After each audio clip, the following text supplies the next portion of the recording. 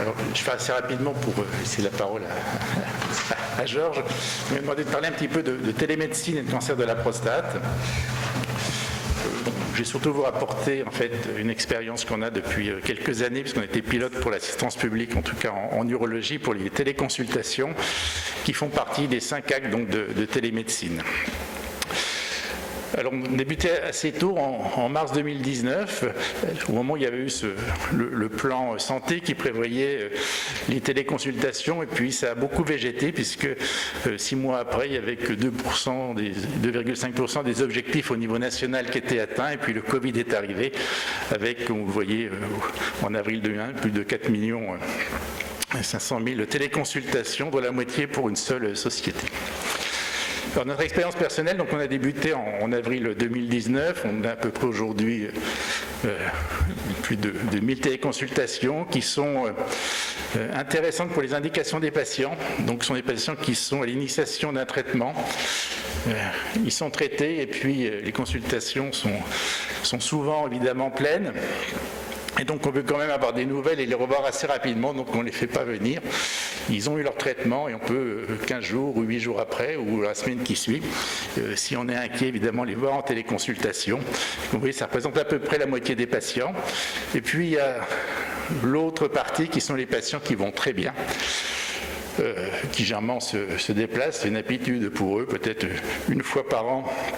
Lorsqu'on les voit, et ceux-là, c'est assez facile de les suivre en téléconsultation. Il faut s'astreindre quand même à les revoir à peu près une fois sur 2, évidemment, physiquement, parce que c'est toujours bête de passer à côté d'une tumeur, si on ne les examine pas, autre, par exemple, que le cancer de la prostate, qui est un PSA qui va bien.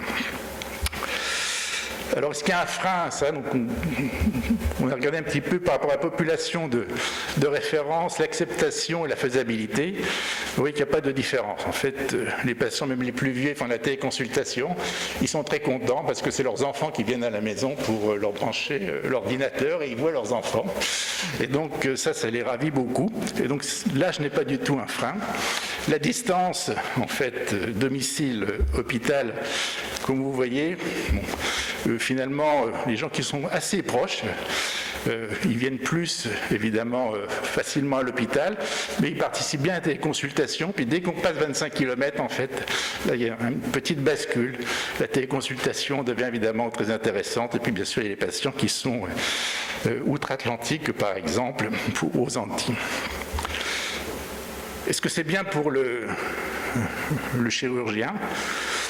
En fait, paradoxalement, ça augmente un peu le temps de consultation, vous voyez.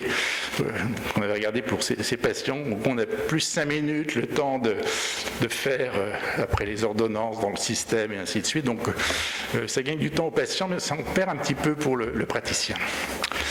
Alors, il y a des études qui ont été faites économiques, cette étude qui essayait de montrer, qui a été commandée par un laboratoire, l'impact sur l'économie,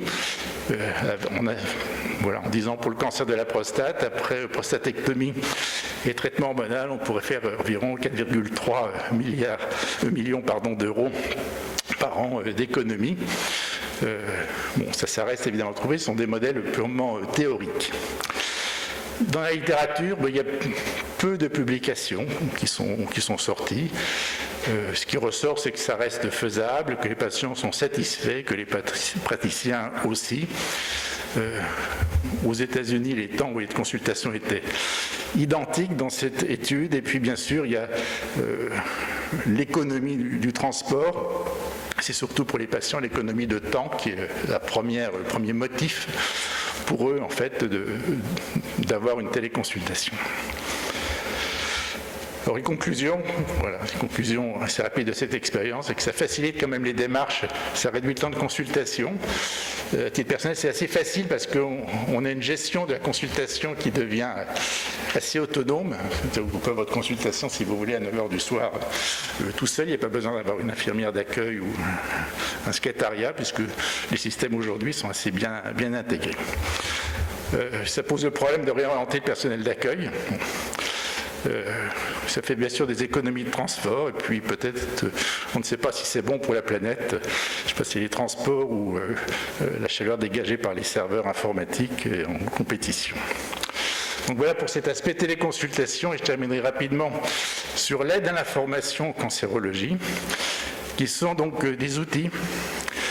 Alors je vous ai mis cette base de raisonnement parce qu'aujourd'hui, en intelligence artificielle et en ces outils, donc il y a ce qu'on appelle l'intelligence artificielle explicite, c'est-à-dire qui explique, et c'est celle pour laquelle on a un intérêt particulier parce qu'elle permet de faire de l'information, de l'aide à l'information du patient, ce qui est différent de l'aide plus globale à la décision, qui peut être non explicite, qu'il y avoir des machines qui font le diagnostic sur une imagerie d'IRM de cancer de la prostate ou sur des biopsies de prostate, puisque une publication récente qui montre que ça marche très bien, mais qui sont non explicites, puisque on ne sait pas comment la machine, en fait, en particulier avec des réseaux de Renault, le décide. Donc nous, dans le domaine explicite, c'est comment expliciter la maladie avec ces différents facteurs pour la stratégie thérapeutique ou diagnostique. Ça passe sur ce système assez classique. Vous avez des données et des règles qui sont les règles médicales. Généralement, il y a une base d'apprentissage et de validation avec des actions. Alors, il y a des outils qui sont anciens, qui fonctionnent sur ce système-là. Donc, à la suite des études de dépistage européennes, il y a comme des nomogrammes, en fait, qui sont des calculateurs. Et puis, les Anglais, récemment, ont donc proposé Predict, en fait explicite aux patients en fonction de son statut, les traitements possibles et leurs inconvénients. Et le NICE, donc, qui est l'organisme institutionnel, recommande aux patients d'utiliser cet outil et d'aller voir et d'en discuter avec le thérapeute en se basant sur cet outil d'information et d'orientation thérapeutique. Notre expérience, elle se fait à travers une plateforme en fait de gestion des risques. On a développé en fait avec la Sorbonne Université, il y a un centre d'intelligence artificielle, des simulateurs diagnostiques un peu de la même manière. Donc on se différencie des Anglais parce qu'on a introduit en fait l'IRM à toutes les étapes à l'intérieur. Je vais passer rapidement, donc vous avez des petits calculateurs en fonction des éléments importants, donc ça permet aussi d'expliciter ce qui est important et le poids de chaque paramètre, et puis ça va vous donner évidemment un risque potentiel, et évidemment si vous faites une IRM derrière, donc vous avez la probabilité que l'IRM soit positive ou négative ou intermédiaire, et évidemment si vous faites l'IRM, vous avez le statut qui est donné. Alors, par contre, pour sortir de là, je ne sais pas. Merci. Il y a le même type de simulateur thérapeutique comme celui de Predict qui introduit l'IRM, donc qui sont basés sur des réseaux de probabilités. Et en fait, donc, ça vous permet, vous voyez les différents paramètres qui défilent, de tenir compte du PSA, du volume de la prostate, et comme attendu, potentiellement les séquelles de tel ou tel type de traitement en fonction de l'âge ou d'autres facteurs. Voilà. C'est aussi une discussion pour les inconvénients des traitements qui sont proposés ou comment les atténuer. Donc ça c'est vrai pour le traitement par privation androgénique, par castration, identifier les faiblesses du patient, l'ostéoporose, la sarcopénie par exemple, le risque cardiovasculaire. Et puis ça permet d'adapter évidemment un plan de soins personnalisé pour les patients. Donc ça s'était développé aussi avec l'association de patients afin d'améliorer en fait la qualité de vie avec des recommandations plus personnalisées sur des calculs de risque et de statut pour lesquels le patient peut avoir accès et participer un petit peu à son coaching en suivant son évolution. Donc je vous ai mis simplement là comme exemple, par exemple, l'aspect morphologique avec la sarcopénie, l'ostéopénie ou la masse grasse. Et puis vous avez donc des simulateurs de prévention tertiaire, donc qui peuvent être sur des applications mobiles. Je pense que ça ne va pas marcher, mais c'est pas grave. Si. Voilà, donc vous avez ce type d'exemple.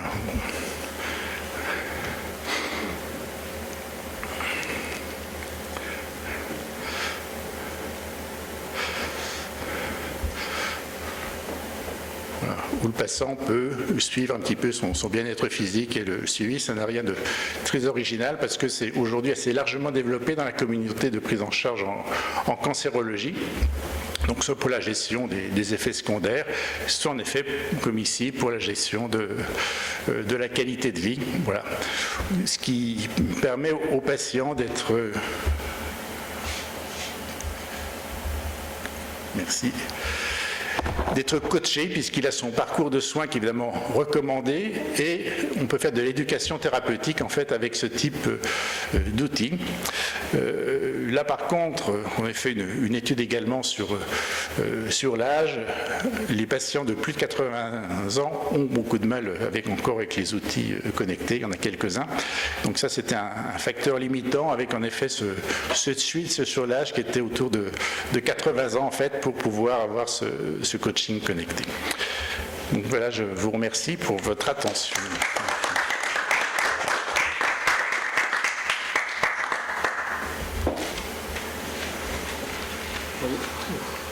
Des questions, des expériences à partager sur la téléconsultation en particulier? Une question.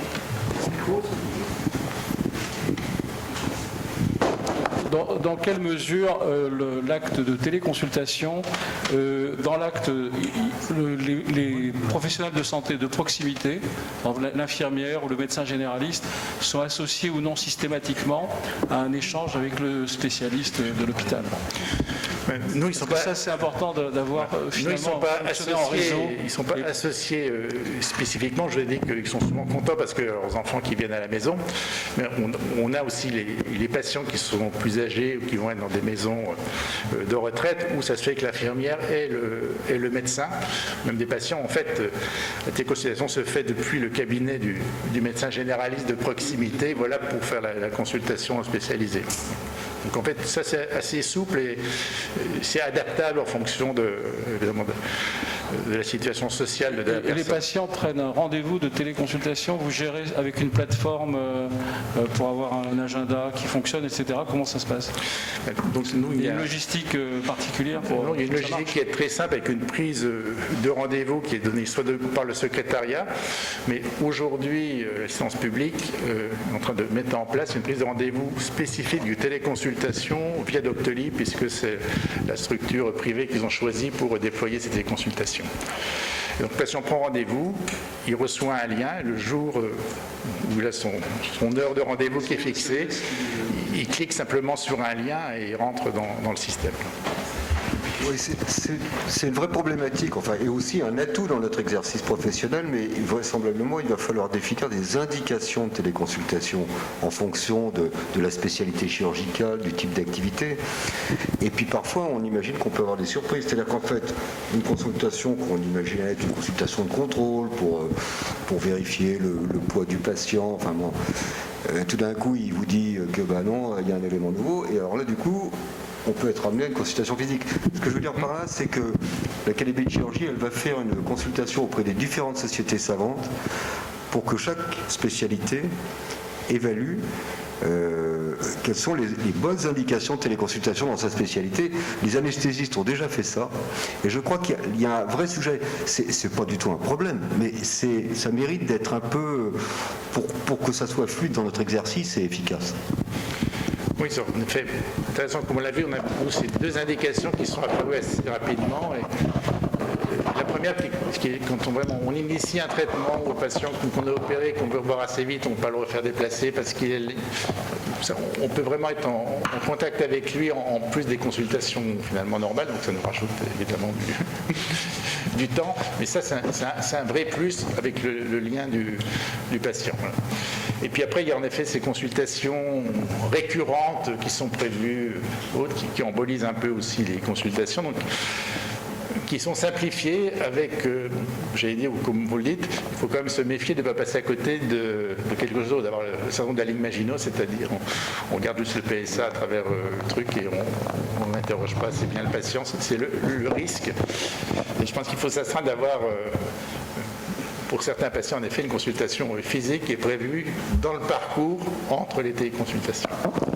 On va laisser une dernière question à François Richard. Oui, c'était plus une remarque, parce qu'il y a eu à l'ARS Île-de-France, à l'occasion du Covid, il y a eu une réunion là-dessus où, pour les chirurgiens, on a dit que de toute façon, avant un geste chirurgical, on pouvait faire des téléconsultations, mais qu'il fallait qu'il y ait au moins une consultation physique. Alors après la discussion, c'est est-ce que ça va être la première ou la seconde, ça c'est suivant les pathologies, etc. Et puis le deuxième point qui faisait assez consensus, c'est ce que vient de dire Olivier, c'est qu'il y a tout un tas de consultations, de contrôle, de suivi et qui sont récurrentes, où c'est très standardisé, et disons 80% des patients, il n'y a pas de problème, où ça permet de libérer du temps de consultation pour pouvoir faire des consultations physiques pour des gens qui sont des premières fois. Donc je crois que vraiment, c'est encore un exemple où beaucoup de gens sont opposés aux téléconsultations au départ pour des raisons bonnes et mauvaises. Puis il y a eu le Covid et ça a explosé, tout le monde en a fait, et certains qui étaient très opposés au départ sont maintenant les chantres de la téléconsultation. Les patients sont globalement. Merci Olivier.